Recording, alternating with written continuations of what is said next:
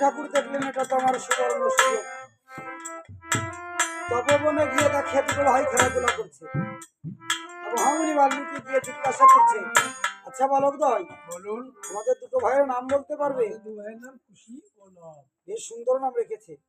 তোমাদের মা যদি আমায় সম্পর্কে পিতা বলে, আমি তোমাদের কি হলাম? তাহলে তো আপনি আমাদের দাদু হয়ে গেলেন। তাহলে দাদু ভাই, হ্যাঁ, তোদের এই খেলার সঙ্গে আমায় কি একটু যুক্ত করা যায়? আপনি আমাদের সঙ্গে খেলবেন?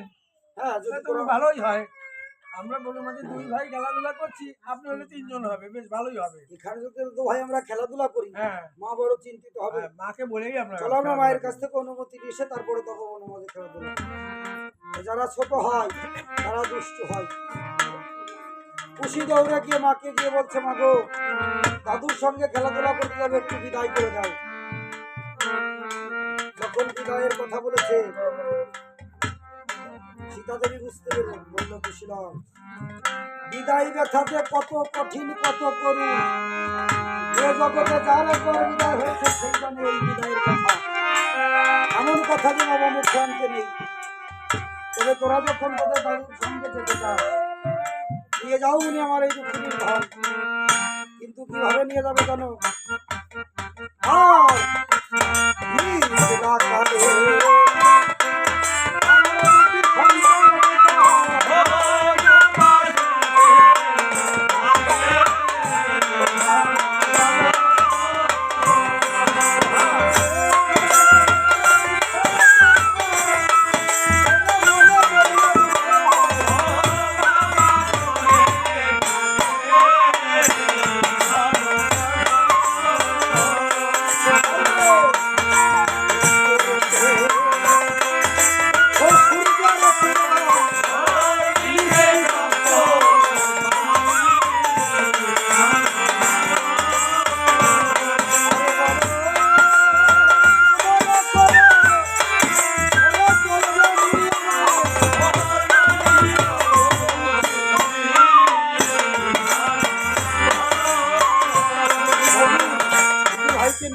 নিয়ে যাও।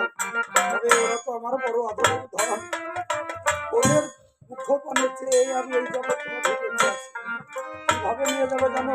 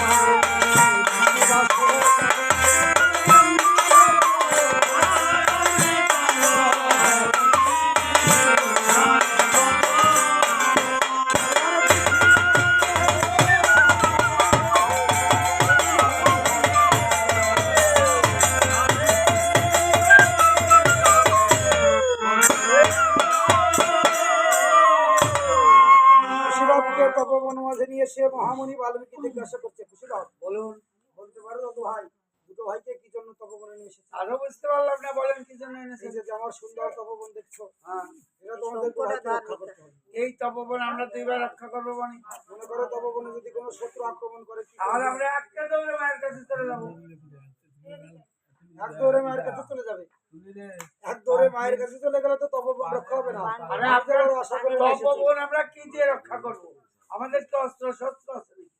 এই কথা বলতে পারো আমাদের কোনো অস্ত্র নেই। একটা কাজ করো, আবার কি? এই যে অন্যদের সরুজ নদী দেখা যাচ্ছে, এখান থেকে দুটো ভাইকে স্নান করে এসো। কুশীলবকে সরুজ নদীতে স্নান করতে পাঠিয়ে দিয়ে মণি ঠাকুর কুশ দ্বারা দুখানা ধনুক এবং এই ধনুকের তুনে দুটো বান তুলে রেখেছে। এই বান যদি একবার নিজ মায়ের নামের দোহাই দিয়ে ছেড়ে দেয়, শত্রু নিধন করে বান পুনরায় ধনুকে ফিরে আসবে। কুশীলাভ স্নান করে আসলে ওদের হাতে দিয়ে বলছে, দেখো দাদু ভাই, দুটো ভাইয়ের জন্য কি তৈরি করেছি। আরে দাদু এ কি দিলে এর নামই তো শুনি। এর নাম হচ্ছে ধনুকবান। মায়ের মুখে নিশ্চয় শ্রবণ করেছো। ধনুকবান যদি হবে তাহলে জোর ছোট থাকবে, ধরা মাত্র ভেঙে যাবার চাই না, এই কাজ হবে না। আরে এতে জোর করতে হলে আমি বলার সঙ্গে সঙ্গে চলে আসলে। দু ভাই, তোমরা কি কখনো দীক্ষা মন্ত্র নিয়েছো? দীক্ষা নাকি?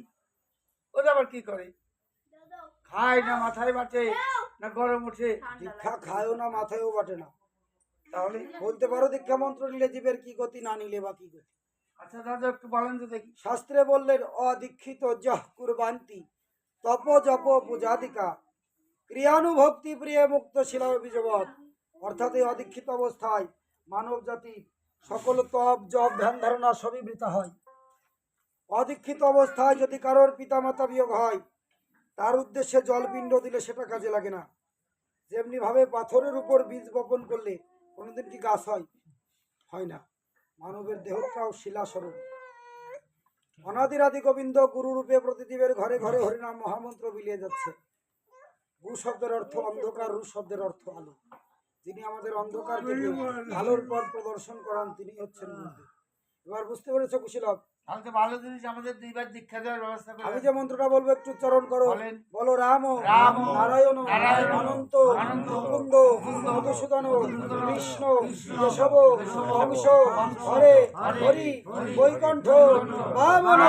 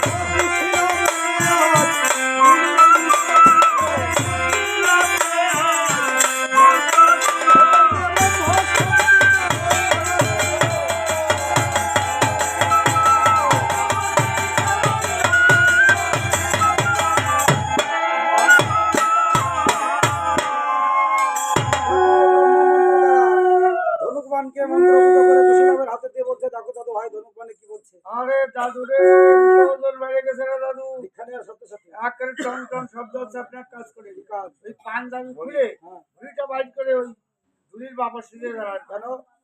আরে দাঁড়াবেন তো, ভাতটা পরীক্ষা করবে না? আমার পক্ষ আছে। সেই বড় বাজার কাকে বাবা। কি শিষ্য তৈরি করলাম, শিষ্য তৈরি হয়ে গুরুদেবের ভুড়ি নিরীক করতেছে। দেখ কুশীলব, দীক্ষা নিয়ে যদি গুরুদেবকে নিধন করিস তাহলে গুরু হত্যার পাপে লিপ্ত আরে হবি। তাই করি নাকি? গুরুদেবের মরার ভয় আছে নাকি? একটু পরীক্ষা আরে মরার ভয় শুধু গুরুদেবের নয়, সকল জীবের সকল প্রাণীরই আছে। কুশীলব